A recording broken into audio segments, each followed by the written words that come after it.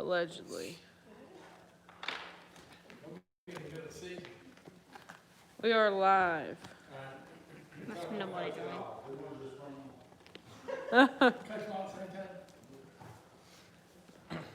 Alright, so we are live. It is 6:30. We better get started. Choir practice tonight, Jim? Okay, so we'll try to be through on time. That's the goal. Couple things. If you need mushrooms, whether you're at home or you're here, Even if you don't need if mushrooms, don't like you mushrooms, do. would you please take some on the way out? Too, one of the things I think we probably ought to do, because it's going to get so cold tonight, is we probably ought to move them inside before we leave tonight. So if everybody would just grab like 2 cases and bring them inside, I would it'd save me appreciate a lot it. of work doing it by myself. I'm sorry, it'll save Madison a lot of work. That's right.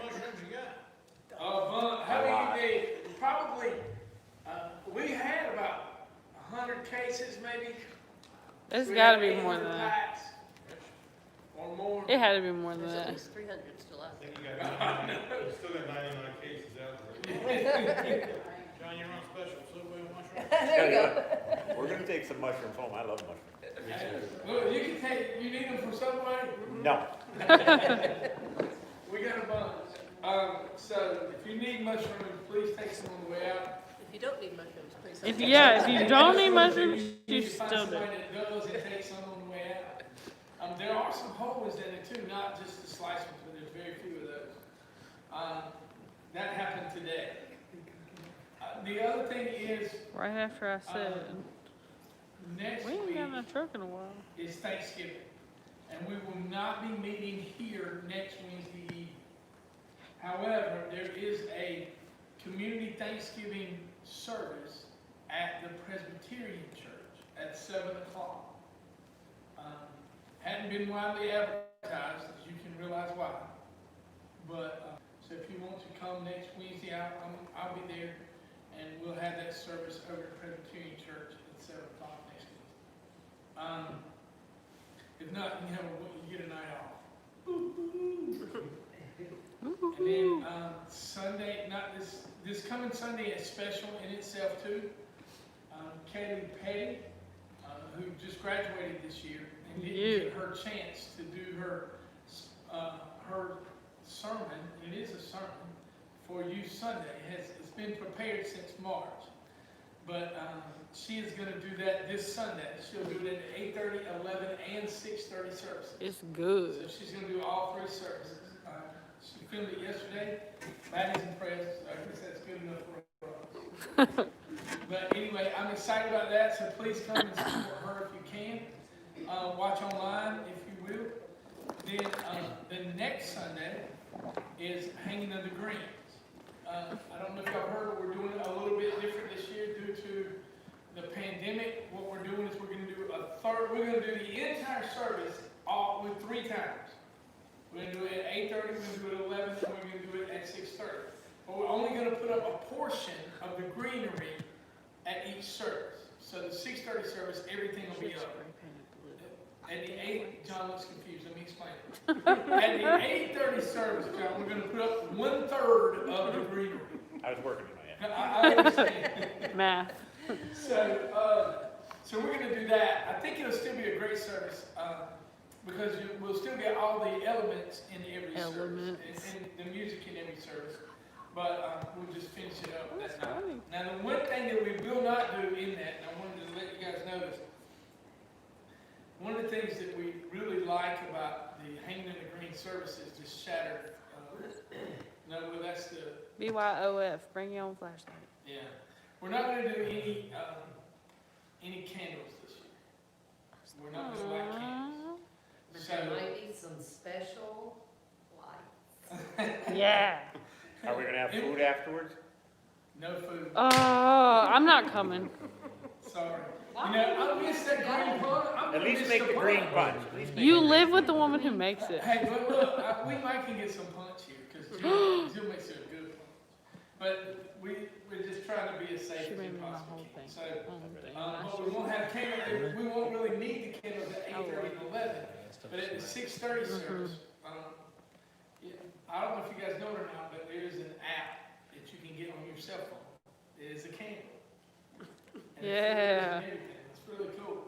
So. And they we have may the lighter use where you that can, at like, the 6:30. Do that. in it. They call it punching, Do what now? COVID cooler. COVID coolers, there you go.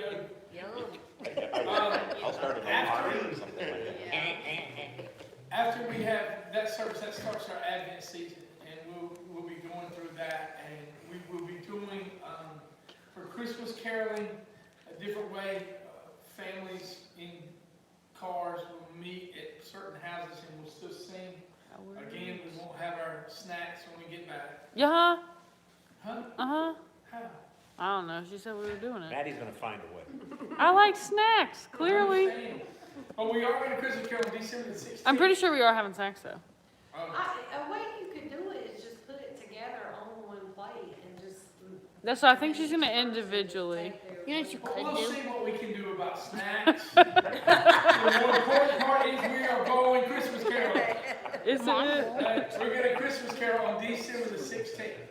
I'm really excited about the fact that our Joy group, our senior adult group, is going to be delivering baskets or bags, actually, of goodies to our shut-ins and to some of the older folks that don't get out. They're going to do that actually before, like Thanksgiving week, or the week after, and then our deacons will be delivering Christmas baskets to our shut-ins as well on December whatever that Saturday is before Christmas. On Christmas Eve, and I'm just giving y'all this, I'm sure y'all can read it, but I just want to make sure everybody's informed. On Christmas Eve, we will still have our annual Christmas Eve service. However, we're going to have 2 Christmas Eve services this year so that we can make room for everybody. We'll have a 6:30 and an 8 o'clock service. Normally we do it just at 8 o'clock, but we'll do it at 6:30 and we'll do it at 8, and we'll have communion at both. We're still at a point where we're not bringing our kids back until January. We just feel like it's the safest thing to do at this point. Plus, there's a lot we need, but that's one of the things that we need is we need volunteers for our kids' programs starting the first of the year. I know a lot of people don't feel comfortable right now, but we still need volunteers. So at some point, we're gonna need to look into that. Other important dates to remember: December the 6th, we'll be voting on our deacons for next year. We have to fill 6 slots. We have 10 candidates.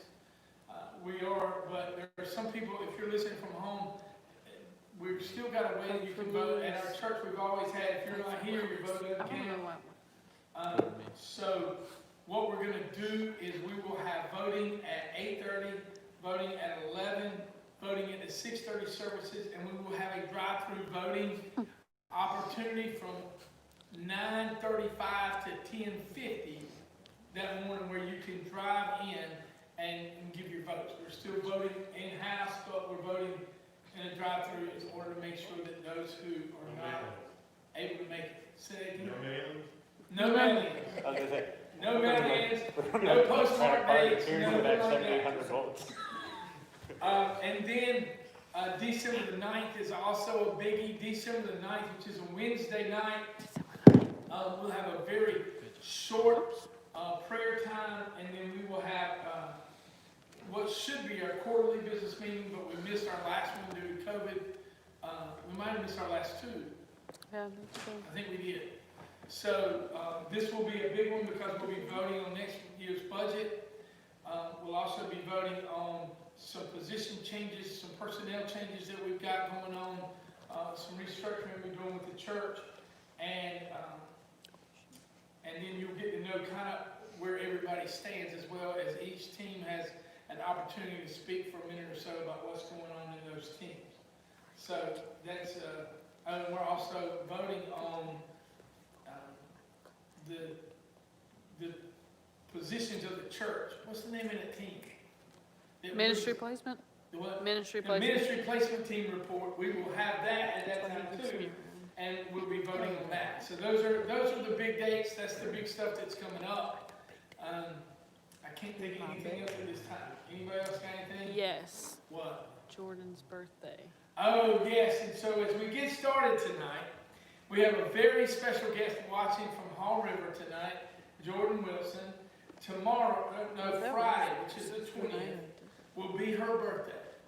And I told her we would sing happy birthday, so if you would, please sing happy birthday to Jordan with me on 3. 1, 2, 3. Happy birthday to you. Happy birthday to you. Happy birthday, dear Jordan. Happy birthday to you. Yay! Ha. All right, without any further ado, let's get started with a word of prayer, and then we're going to jump into tonight's scriptures and Proverbs. Will you pray with me, please? Lord God, I thank you tonight for the opportunity to come to your house. Lord, I thank you tonight, Lord, for Thanksgiving and for all the many blessings that we have. Lord, I thank you for those that are watching from home tonight, and I'm really, really blessed by those who are here in your house where we can study your word tonight. Lord, this world is it's in a mixed up piece of puzzle right now, and we just can't, any of us seem to figure out exactly what's going to happen next. However, our confidence and our faith is in you, God. And tonight we're going to put all of this in your hands. And we're going to say, Lord, just show us, lead us, guide us. We're available. Use us. Lord, as a church body, use us in this town, in this community, to just go out and be imitators of you, God. That when you look down upon us, you will see your reflection. That others might come to know you, and others will come to be closer to you, and then together we will serve you in this world. Lord, just open our hearts tonight, send the Holy Spirit down upon us so that we might understand these scriptures. Sometimes it's kind of hard. So I'm asking you that you would just open up our minds, and you open up our hearts, that we would hear your word, God, and we would just make it an impression upon our lives, that we go out and live it each and every day. Be with us now. We thank you for our salvation in the name of Jesus. We ask for forgiveness of our shortcomings and sins. Lord, help us to do better. We praise in Jesus' name. Amen. All right. So in Proverbs 17, we're in verse 20. Who would like to start by reading verse 20? He who has a crooked mind finds no good, and he who is perverted in his language falls into evil. Say that first part again. He who has a crooked mind finds no good. Huh. Does anybody else have anything about a mind? What version you got? New American Standard? Deceitful heart, one whose heart. Everybody else got heart except for Karen. She's got it. Mine says heart too, so that's how I was asking. Make sure we're in the right place. Did you say it was heartless? No, I did not. I said you're the only one with a mind. Okay. But, all right. So say that one more time, Karen. He who has a crooked mind finds no good. All right, stop right there. And Jim, yours says he who has a deceitful heart finds no good. So, a crooked mind, a deceitful heart, would we say that that's the same thing? You would? What would you say is a deceitful heart?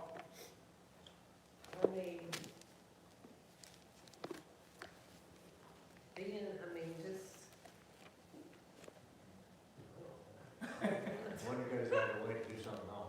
One who goes out of the way to do something wrong. You know it's not right, they do it anyway. Correct. So, dishonest. Forward. Look at you. I like it. Scoundrel. Yeah. I don't know what yours. And what else? If you've got one of these, a deceitful heart, one is dishonest, one is looking to do harm, even though they know it's wrong, then they find no good. That makes sense to me. That makes sense to you guys? Right? But then the second part of that is, and yours was weird again, Karen, maybe. I have the same thing. It says crooked mind. I would think it is the same as the A deceitful heart. deceitful heart. Well, I mean, I think it wouldn't be translated that way, I don't think, if it wasn't really close synonymous. But at the same time, I think that does mean the same thing. But the second part of this has something to do with not only the heart and the mind, but it talks about the tongue. Because he who has a, what did yours say again, Karen? He who is perverted in his language falls into evil. Okay, then ours says he who has a perverse tongue, or one whose tongue is perverse. What is a perverse tongue?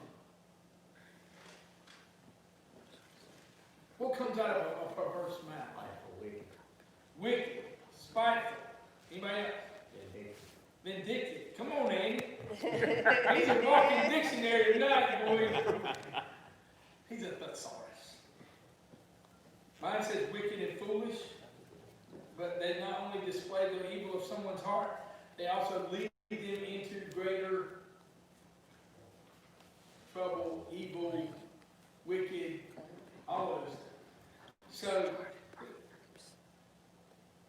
So in order to summarize this up, it's saying if you got a bad heart, if your heart is deceitful and you're always looking to try to, and I think we've all been there at some point where have you ever hoped that something bad happened to somebody?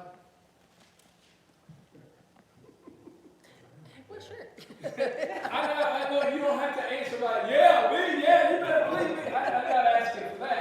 I'm just asking for you to shake your head, that's all. But I think that has somewhat to do with this deceitful heart that Saul was talking about too, because when we think like that, it doesn't lead to anything good, does it? No, not normally. If it does lead to something good, it's something selfish that we thought we wanted, and most of the time when we get it, we really didn't want it. But it also talks about, this is kind of close to what I was talking about on Sunday, about what you say is what you get. The thing is when you speak evil, when that's what comes out of your mouth, most of the time that leads you into worse trouble.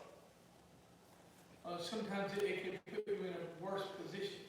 So the best thing to do is to have a good heart that's not deceitful, and to have good words that come out of your mouth.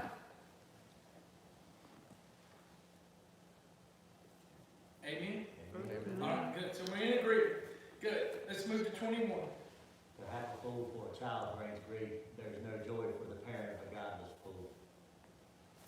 Woo! That's tough. Let me tell you something that's really weird here. I've got I'm looking at two different translations, and I know that there's several other translations out there.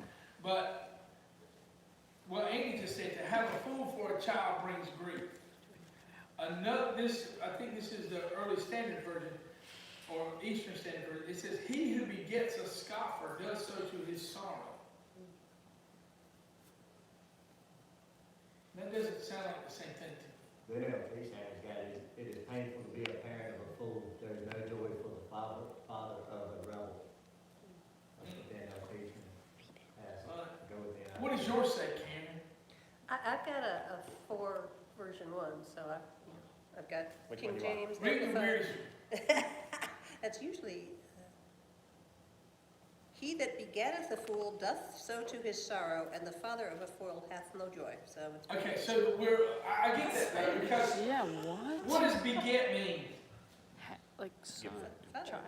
Do what? I don't know. Give birth to. Give birth to. That's a Because child. if you same remember thing. in the very first verses of Matthew, right? So and so begat. That's the only reason I know so-and-so that word. begat. Madison, you should have memorized that. That's what I said. But, so it does mean give birth, so it is a child. To have a fool for a child brings grief. Beget a scoffer does so to his sorrow. What would it mean to have a fool for a child? Now, my parents could probably tell you. No. But in 2021, because that was years ago, they wouldn't say that today. But in 2021, what would that mean? I mean, when we look at this in a real world, and it says to have a fool for a child brings grief, where would you put it? Somebody example that out. Lost or father. Yeah. Say that again? Someone that's lost and make foolish decisions and is not spiritually founded. And as a parent, you've done everything you can do. Got an example? We didn't lose it. I just think of the prodigal son. The prodigal son. He was a fool. But he brightened up, he came home. But he caused a lot of grief, too. Yeah. I look in the mirror, I think the same thing. But you know, as parents, that's just hard to put your hand on. At some point in a parent's life, your child is going to be a fool. And it will bring you grief. It just does. But, to me, this is a common sense statement. Right? When your child does something foolish, it embarrasses you, and then it brings you grief. Then they grow up and you embarrass them. But I mean, that makes sense to me, and it does, it seems pretty straightforward. But it also tells me that parents should do all they can to not raise foolish children. Beginning with believing and living out the truth yourselves. So it's hard for a parent to be upset about a child who's a fool if you were a fool. Because all they're doing is copying you. So I think that we have to be careful of that and recognize that. Not only as parents, but as Christians, as people, and I would say that Christians should be the leaders in a community, and they should be good examples. They should be good coaches. They should be role models at work and everywhere else that you might, teachers. All of those things, I think, play into this in raising children. And also in raising fools. Mm-hmm. So I just want you to know, be careful. But then it says, the father of a fool has no joy. There's no joy for the parent of a godless fool. Why is that?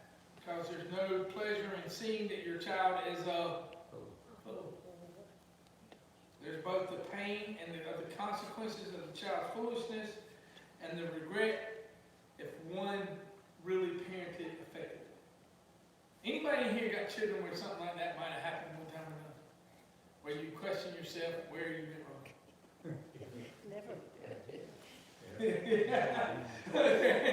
We got hands raised in the house. Hey, look, I'm the same way. I'm not out of there. But this makes a lot. To me, this just makes common sense. We have been in places. I remember. My kids aren't watching, I don't think, but I remember. The most embarrassing times that you can have is when you're in a store and one of your children just goes bald, just crazy. Mandy used to just get stupid. She would be loud, her face would get red, she would cry, screaming. And beating her wasn't going to help. It was going to make it worse. You were at a point where you just wanted to pull your hair out, have a stroke, or have a heart attack on the spot. Oh my God. So that it would stop. And I wonder sometimes, though, and I'm working on this a new sermon series I'm doing at 6:30 that's really made me start thinking a lot about some stuff. And I wonder if God does the same thing with his children. Do you consider yourself to be a child of God, first of all? Right? So if you consider yourself to be a child of God, wonder when we're that foolish child. Wonder when we're the ones that is embarrassing him. You know, God doesn't need us to have a good reputation. However, he depends on us to be his reflection. And a lot of times we're fools too. I mean, there's no other way to put it. But, you know, we got to think about that. As much as we think about our children, and I think about my children and the times that they really embarrassed me in life. We do the same thing sometimes to our own Heavenly Father. And we should be conscious of that. And recognize that we need to be better. And if we're trying to be better, have you ever tried, let me ask you this. Have you ever tried to do something to make your parents proud of you? Right? Those are the things, we should be the same way with God. Right? To do things that would make him proud of us. To go opposite of what Solomon's telling us about. Hey, I don't want to be a fool. I hate his negativity here. But it makes sense. But if we could spin this positively to where we try to be we work just as hard at trying to make our parents or make God proud of us as we do at being fools, we'd probably, everybody be a little bit happier. We might find a little more favor. Honey gets more flies. So we just had, I just wanted to throw that out. Let's go to 22. Let's see if we can find something that everybody agrees with. A joyful heart is good medicine, but a broken spirit dries up the bones. I'm pretty close to that. Has everybody else got something pretty close to that? The exact same thing. A merry heart. You said what? A cheerful heart? A joyful. Joyful. So I got joyful, cheerful, merry. Anybody else got something on the heart there? Happy. Happy. Anybody not like those things? I love all of those. So, if you have a heart like that, it's good, and it's like medicine. Why, Jim, tell us why you think it's like medicine. Oh, love that. So having a good, merry, happy, joyful heart is just like taking aspirin. It can heal you. I think that's got a lot of truth to it.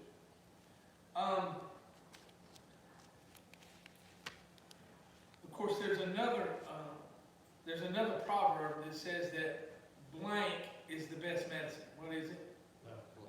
Laughter. Right? So truly a cheerful and merry heart is good for more than the personality. It's also good for the body. We should try that. Right? I think that does probably heal you a lot quicker than staying. Well, you've seen people who just always down in the dumps, they never get out of the dump. You know, joy I think is a good medicine. But it says, but a broken, what did yours say? A crushed spirit? Oh, mine? Yeah. A broken spirit dries up the bones. All right, I got broken spirit. I got a crushed spirit. Anybody got anything else? What is a crushed or broken spirit? You're discouraged. Discouraged, Yeah, lost. Disheartening. lost, disheartening. When you've done all you can do, and it seems like you can't go any farther, and nothing else you can do, still crazy. Rock bottom, he said. I would be almost the total opposite of a merry heart, wouldn't it? When you say that? So if a merry heart is like medicine and does good, rock bottom, it says dries the bones, but what do we think that means?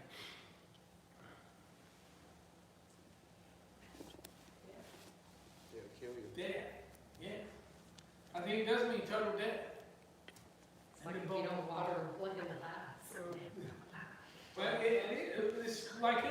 if you don't put water in the body, it's the same way it dies. You know, we talk about the dry bones of Elijah, right, in the desert. What do you see? If you were to go to a burial site from years ago, what would you find? Dried up bones. Dried up bones, you're just an old skeleton. So, rock bottom, as Keith told us, with that broken spirit being there, will eventually destroy you. It'll take you. Has anybody seen anybody die from sadness? Yeah. Broken heart, same thing, right? So the spirit is important, from what I can tell. Also, there was two words, or there was one more word I wanted to add to this brokenness, and that's defeated. We talk about discouraged, we talk about some other things, but defeated, I think, is a big word. And when you feel like that, you feel like that your life has withered and dried up. And actually, who's really fast in looking at Bible verses? Go to Psalm 32. Ready? Start. Coaches. Go. Bible drills. Bible drills. 1 through 4. Did it? Have I got it? no clue. Yeah, go. Blessed is the one whose transgressions are forgiven, We whose cheated. sins are covered. Blessed is the one whose sin the Lord does not count against them, and in whose spirit is no deceit. When I kept silent, my bones wasted away through my groaning all day long. For day and night your hand was heavy on me. My strength was sapped as in the heat of summer. So David had the same feeling. That he was drying up because his spirit was broken.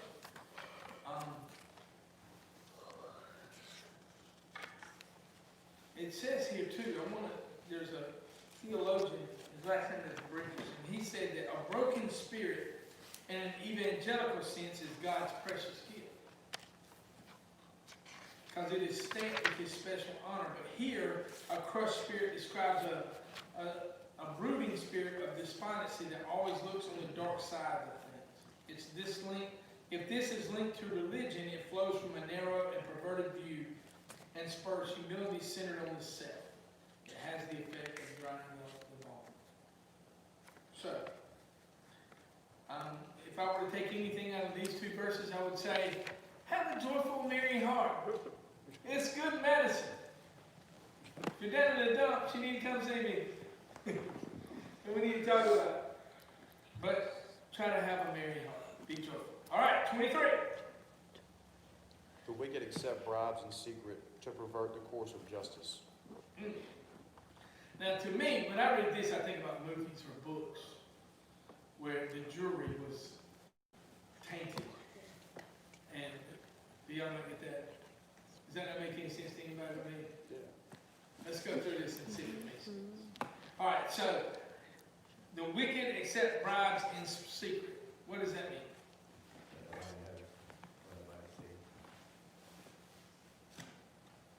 But what is the bribe for? What did most people, They want to get out whatever it is they want to have, get out of, what did you say, trouble, get out of making something go their way. making something go their way? Man, you guys are smart. That's exactly what it's talking about. Now, is that, to me, this is one of those back in the day, I would just skip over this first. But because I don't, does anybody see it? Do you know people who are bribing people for things to go their way in your daily lives? Well, they're done in secret. So you wouldn't know because it's a secret. Yeah. Hey, but afterwards they get found out. Do you know about any of those?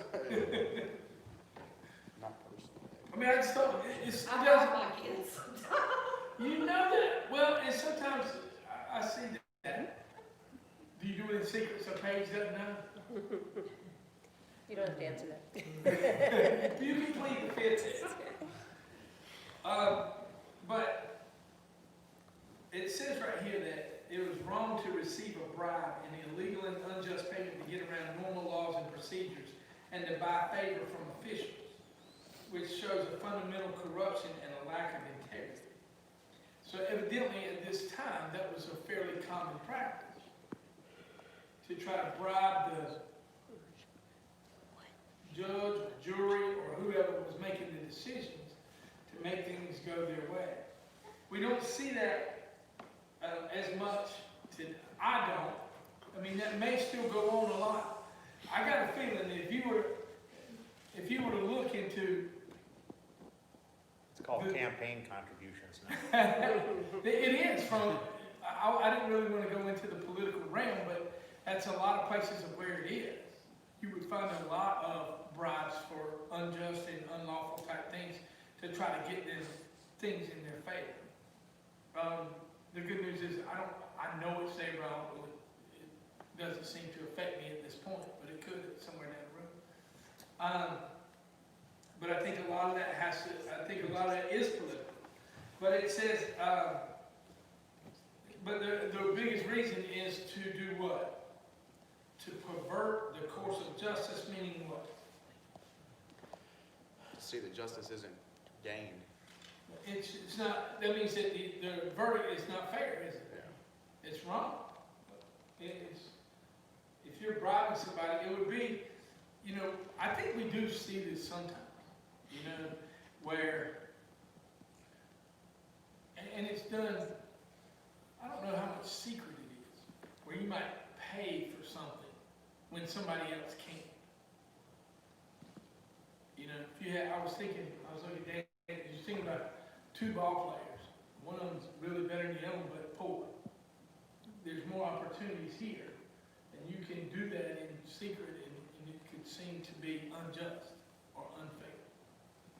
Well, I think a lot of things, I mean, even lawyers that get people out of trouble, if you got the money, If you got the money, honey, I got the time.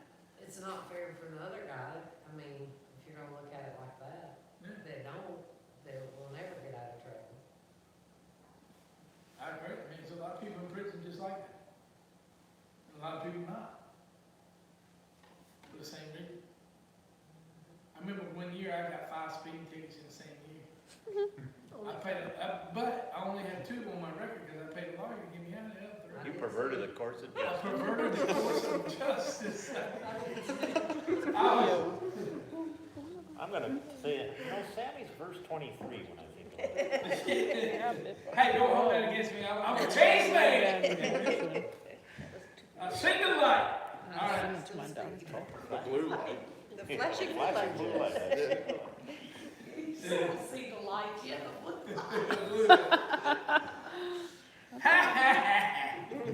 All right, let's move on. I had a feeling we were gonna move on. Let's go to verse. You sure you don't wanna do a little more 23, Sammy? No, I think 23's over. Let's go to 24. Remind me, I'm putting in my notes, do not read. Never preach on Admit it. 23. That's right. All right, go. A discerning person keeps wisdom in view, but a fool's eyes wander to the ends of the earth. All right, who is a discerning person? Wise. Somebody's wise or, come on, Ron. Prudent. We have increased our vocabulary in this place for sure. Definitely. But, all right, so somebody who's wise, somebody who's prudent, it says what now? A discerning person keeps wisdom in view. I have another one that says wisdom is in the sight of him who has understanding. Which to me is the same definition as being prudent. What do you think that means though, to keep wisdom in sight?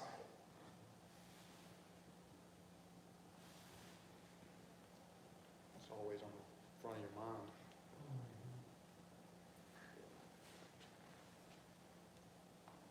Anybody know an example of that?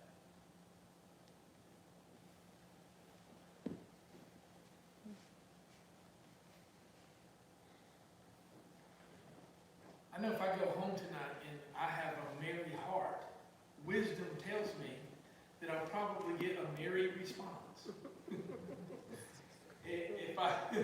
Wisdom also tells me if I go home tonight and I'm grumpy, then I'm probably gonna get a grumpy response. Am I prudent? I would say that in this case, yes. But I think that could be said about anything, you know, whether it's your boss or, you know, what about, you know, I think about this too, when I come to church, what am I looking for? What is my Wisdom. What is my wisdom? What is it telling me to do? Where am I trying to find this understanding? Am I thinking, I mean, you think that some people come to church thinking they already know everything and they're, you know, are they looking for something? I really feel like that when we come, even though we think we're wise, we're looking for wiser. We're looking for more. We're looking for a deeper understanding. We're looking for a closeness with Christ every single time. I think if we spend our mind's time, our wisdom, on discerning what that is, that we'll have a merrier heart, we'll have more joy, but we'll have more understanding too. But with that, and I'm using myself a lot as a great example, but I have found out that whenever I do that, I have a lot more self-control. Because I think the one thing that really, when we talk about fools, and I'll be honest with you, I have been a fool. It was because I couldn't control myself. And the more wisdom I get, the closer I get with Christ, and the more knowledge that I get from this book, the less foolish I am, and the more control I have, which makes me more prudent. And I'm not saying that works for everybody, but it's a great place to start. You know, I look at John, I remember, you know, first time I went to Bible study, I mean, I went just because everybody said you can't get up at 6 o'clock. You know? But then I really enjoyed it. Did we always agree on everything, John? No. Really? Well, eventually you came around. I was going to say the same thing. You beat me to it. You beat me to it. But we're always trying to get closer to the knowledge of what God has for us. And we need to stay in that. But the eyes of a fool are on the ends of the earth, meaning what? Let me see what it says. But the fool's eyes wander to the ends of the earth. What does that mean? I was thinking that the first part, maybe it's sometimes hard to see wisdom and know when you're seeing it, but you can see a fool. You can see when you're getting in that direction. But a fool's eyes wander the ends of the earth. I think it's almost easier to see when you're getting far from wisdom than when you're getting close to it. You're feeling, I'm making bad decisions, these are foolish things, but you're never 100% sure if you're really getting closer to wisdom all the time, you know. Anybody else? I'm not saying it's right or wrong. Yeah, I think that, like what he just said too, I think it just made me think, I kind of forgot what I was going to say, but what he just said, it's like, there's more evidence to support that you're getting further away from wisdom than there is, getting closer. A lot of times getting closer to wisdom to me means just being a little bit quieter and a little bit more observant. Right, a little more introspective, and it's more, wisdom isn't necessarily something you show the world. Yeah, there's no it's something checklist that you for it. grow with. But there is a checklist for acting foolishly. Yeah. I mean, you're like, you know, getting in trouble with the law or whatever it may be, you know. Sure. But there's a lot more consequences to that too. Yeah, another thing too about the end of the earth thing, I think what that makes me think of is the song Caleb a lot. It talks about being in the present, like Lord, keep me in the moment. And I think that's what that makes me think of, is that a foolish person isn't focused on what's right in front of them. They're constantly, you know, looking for other, and I struggle with that, you know, trying to just be here right now, you know. Yeah. Not here literally, but you know, just every day. Yeah. Like, Squirrel. yeah, exactly. I thought the same, when I read that, I was thinking the same exact thing. Yeah. Is that, but the thing is when you have your eyes on everything except for what you need to, I mean, I get that because there's a lot of times where there's something right in front of me, but I've got So many other. so many other things that are way out there. They don't even matter right now. But that's where my eyes are. So in a way, so I'm being foolish. But we all have squirrel moments where we're going in a direction that God wants us to go, and then all of a sudden, squirrel. And sometimes that takes your eye off the prize, and it can make you look foolish.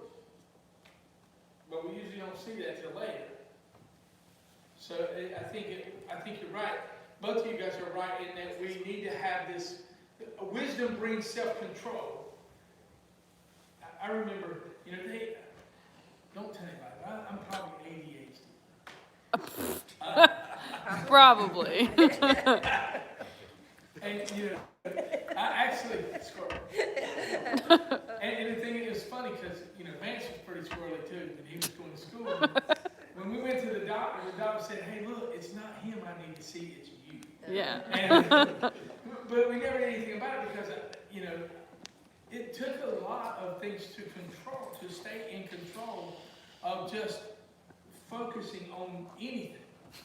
And it was hard. But the same thing can be said about our own lives and the wisdom that we have in what we claim to be the direction that we want to go, which is to be closer to God. But there's so many things out there right now that can take your attention. And you have to kind of root yourself, because if not, there's money, there's the opposite sex, there's fame, there's glory, all the things that you see on TV when you go home tonight. Those are the things that will take your eyes off of where you really need to be going, which would be like your family and your devotion times and being at Bible studies and prayer and service, helping other people, being kind, being generous. All of those things are what we should, wisdom tells us that that's what we should be focused on. Doesn't it? However, we get a little squirrely, we get foolish sometimes, and we see things at the end of the earth where, the lives of the rich and famous. I said lies, but it could also be lies. Because it's not always a good thing. But if we go back, now that I'm putting all this together, if we go back and figure out how to have a merry heart with the right wisdom and the focus, we're healed, because that's our medicine, and we got to quit worrying about everything else and don't be fooled. I think a lot of times wisdom comes with age, though. I mean, there's a lot of stuff that, you went back and did growing up, and you're like, I can't believe I did that now, 20 years down the road. And you see that now, like, in sports and athletes. You see, like, the young guys versus the older, mature guys. The same thing goes, like, at work and stuff like that. Like, a new firefighter is more likely to make a mistake versus somebody that's got the experience and the knowledge. I think that's the word you were looking for, though. Yeah. It may not be the age. Don't say age. The experience. Yeah. I mean, a lot of times, stuff you say, like, this is what I did growing up, this is what, you look back at a lot of stuff that I did. I would never, I go back, I want to do some of the stuff I done growing up, but, I was a fool at times. But a lot of times we forget to look for instruction, too. I mean, I'd love to be like MacGyver and jump into a helicopter tomorrow. Yeah. Click. I know what it looks like. Click, click, click, but with nobody there, you don't want to ride.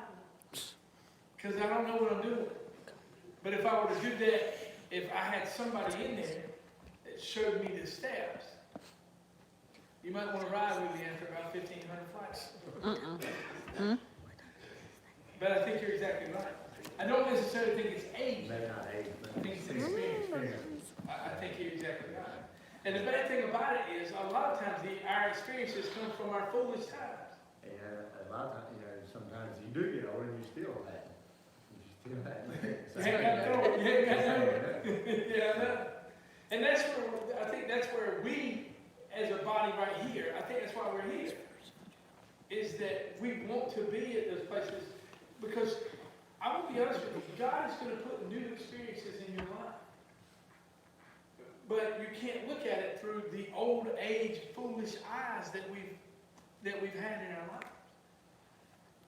We maturity, that's a Yeah, good word. maturity, that's what I We guess. mature.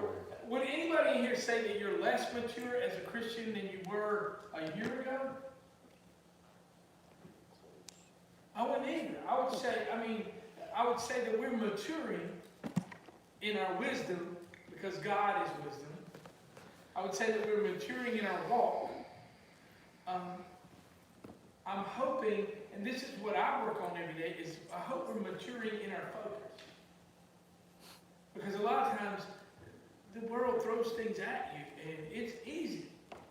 It's easy to get off track. So easy. Just like that.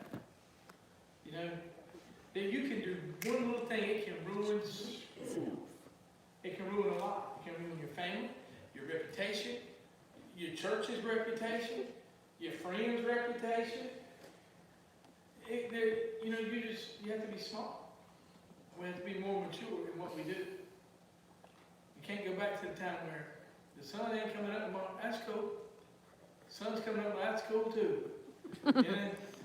Let's see what tomorrow. But anyway, all right. Wow, we took a lot of time on that. Sorry. Jim, we're going to be close. All right, let's go to 25. This is kind of close to another one. Foolish son brings grief to his father and bitterness to the mother who bore him. All right, foolish son brings grief to his father. We talked about that, didn't we? We understand why that is. But what does it mean? And bitterness to the mother who bore him. What makes that different than grief to the father?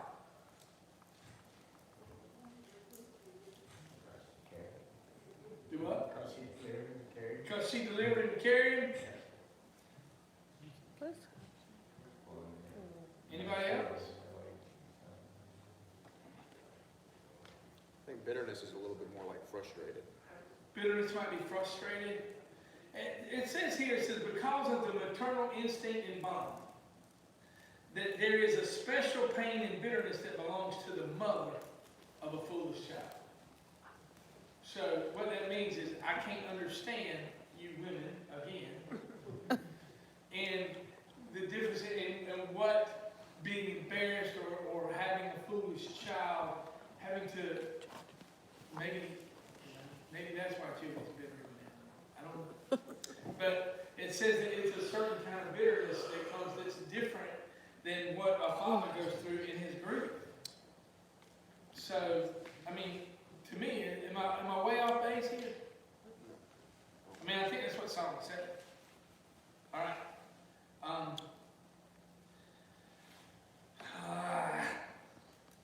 Where are we? 26.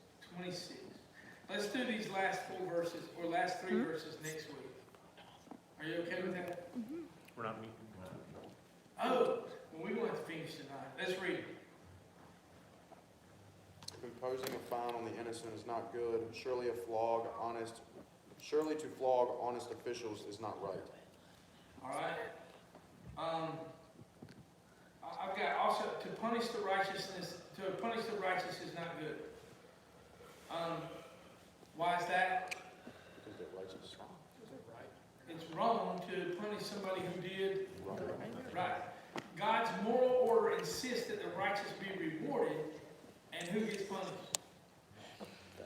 The unrighteous. The unrighteous or the wicked. Right? To upset this or to reverse it is not good. Okay?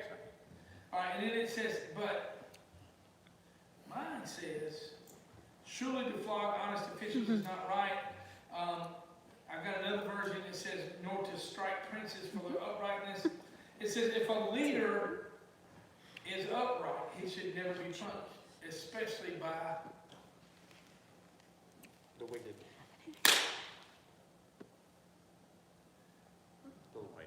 flogging or striking. Oh, what? I would have never guessed that. But that's what the study guide says, right? We said it says flogging in one version, it says striking in another, and it says right here that that the honest official should be rewarded and honored, not punished, but he should never be punished, especially by striking. So nobody should be hitting me. If you're not. I'm gonna get honest official. That's, I'm an honest official. Allegedly. All right, let's move. We gotta go. Who has knowledge? The one who has knowledge uses words with restraint, and whoever has understanding is even-tempered. We talked about this a little bit before, and we have talked about this even in past proverbs. The one who, if you're smart, you use your words with, Yeah, sparingly. you think before you speak, you use your words sparingly. Come on, Bite your tongue. bite your tongue, you have restraint, you have a filter, Self-control. self-control. I think all of those things are exactly what he's talking about right here. And if you have understanding, you're even-tempered, that means you do have Self-control. self-control. One of the things I think that is most, and we've talked about this a couple times tonight, one of the biggest things with wisdom is self-control. The wiser you get, the more self-control you have. Or it could be the more self-control you will have, The wiser. the wiser you are. You can use that both ways. Y'all need to write that in, you can say that. All right, last one, come on. Fools are thought wise if they keep silent, and discerning if they hold their tongues. Ooh. So what does that mean? To shut up. Don't judge. and we can, that's right. You don't have to be a doctor, you just gotta wear a lab coat. Hey, that's a very good point. Did y'all hear what he said? He said you don't have to be a doctor, you just gotta wear a lab coat. Which makes sense. It makes sense that even somebody who's crazy, if they're not speaking, you don't know they're crazy.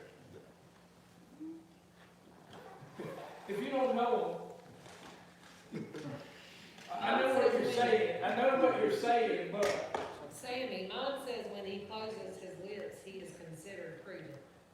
yes, because a wise person, somebody who doesn't speak is considered most of the time conservative or perceptive, or man, he's looking for information. Right? He is observant. And an observant person looks like he's trying to become wise. Even a fool can do that. But I think that what we need to know is that a man of understanding, a man who is wise, a man who is prudent, has a calm spirit. I think if we can walk out of here with that tonight, knowing that our spirit being calm makes us wiser, which makes us closer to what God's vision is for our lives, I think we can walk out of here with something that we can live with every single day. Try to have a calmer spirit, a merrier heart, and a life of love. If you'll do that, you're wiser. And you'll follow in the footsteps of God. All right, I've got to do this prayer request because we're running over. I'm sorry, Jim, but I'll get you there. Sure. If you want some extra reading on controlling your tongue, James 3, 1 through 12. Read that today. James 3, 1 through 12 tells you how to hold your tongue. Taming the tongue. Taming the tongue. Because the tongue is like a two-edged sword. Cuts you.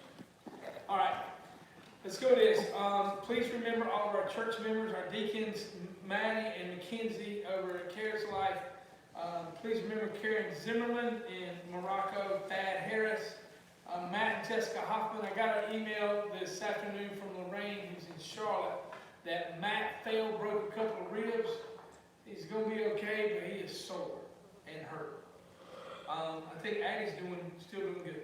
Buddy Medlin, Tim Casey, Willie Horner, Brenda James, Francis Wright, Rusty and Sandra Crawford, Irvin Duckworth, Bo and Vivian Harris, Dennis Blassingame, Chris Carrassi, Ruby Spieth, Sue Smith, Betty Yao, Leon Summers, April Kelly, Haley, Nancy Lancaster, Justin Dixon, Terry Norris, Carl Levi, Needham Layton, Ruth Lowe, Ozetta Bunker, Dylan Hill, Lowry, Oates and Ethel Terrell, George Kawasha. Praise for John Wayne Kenyon. They did they rescanned yesterday. whatever is in his lungs seems to have shrunk some. So they're gonna put off a biopsy because they think that will hurt him worse than it'll help him at this point. There's a possibility it's just a small spot of infection. So, he went back to work. He could have gone back to work today. I don't know when he's going back to work, but Pat said it is a praise.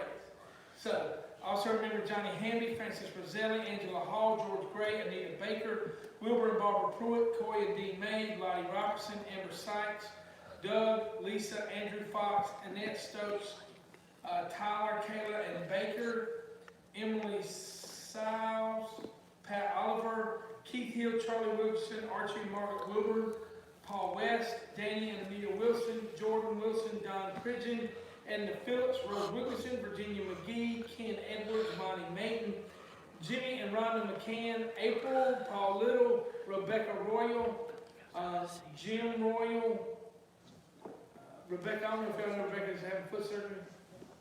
Dalton Booth, Sheldon Allen, Dennis and Marilyn Carter, Eric Bunker, Martha Collins, Tim Bradley, Ruth Myrick, Josh Schultz, Vivian Cynical, Deborah Saunders, Charlotte Walker, Carter Terrell, Cole Terrell, Marie Terrell, Betty Tripp, Barry Oakley, Lynn McKnight, all of our staff here, all of our deacons, Blanche Woods, Joyce Dickens, Jerry Moore, Marshall and Nancy Martin, Ricky Sox, Sandy, Jordan Wilson, happy birthday, Mike Williams, Dolly Goldstone, Casey Knight, John and Kathy Garrison.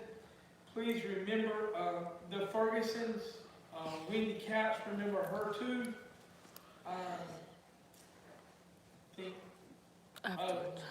Who? Jordan's is Kristen and Tyler Franklin and Clayton Smith. Clayton Smith, Christian, Tyler Franklin. Anybody else?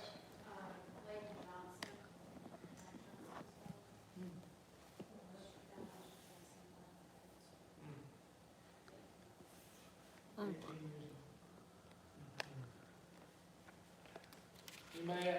Keep reading too, maybe do like the second week of December, but if you come anytime within the next 2 weeks. I know, you ready? Yeah, I do. It's not very long. That's all it matters.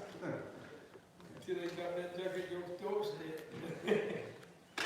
You'll love it. It'll be awesome. It'll be awesome. I'm excited. Speaking of that, man, I'm excited about, we're hearing about 4 new babies that'll be coming into our preschool. We got like 6 babies that are already born this year that are in our preschool now. We got at least 4 more coming in the spring. This COVID stuff is Corona babies. Might be a little crazy. All right, I need 2 people to pray for us tonight. I need somebody opens up, somebody closes. Can I get 2 volunteers quickly, please? Oh, Andy says he'll go first. Who closes? How about you got? No. Yeah. Ella got it. She'll represent the cakes. I did that last time. Yeah, who? Somebody give me somebody. Josh said he'll do it. That's great. All right, Andy, Josh, go. Most gracious Heavenly Father, I just want to thank you for letting us come together tonight and just continue to be each and every one of us. We just want to thank you for standing, just being here tonight and help us bring the word and just let us take, if we can just take just a little bit away and just let you speak to our heart each and every night we come is just a great thing. And just want to thank you and praise you for everything you do for us and just continue to use us and guide us and lead us and just whatever we can do to better serve you. Dear Lord, thank you so much for this day. Thank you for just giving us another opportunity today to walk with you, dear Lord, and to see you and listen to you and learn from you. And dear Lord, I ask that you watch over everybody on that prayer list, dear Lord. All the people being affected with everything going on, dear God. Just please be with them all and lift them up, dear Lord, and send your blessing and favor to them. And dear Lord, help us to just be more prudent people and help us to hold our tongues and help us just continue to chase wisdom, dear Lord, each and every day. And please continue to just direct us and guide us, dear Lord, and to use us to help out in any way possible for anybody that doesn't know you, dear Lord. And thank you for all you do for us, and just watch over us the rest of this week. In your name I pray. Amen. Be calm in spirit. Restraining in your voice. May the road rise to meet you. The wind be at your back. And the sun shines off in your face. To me again, know that I love you, but God loves you more. May you hold to the palm of his hand. Have a great week.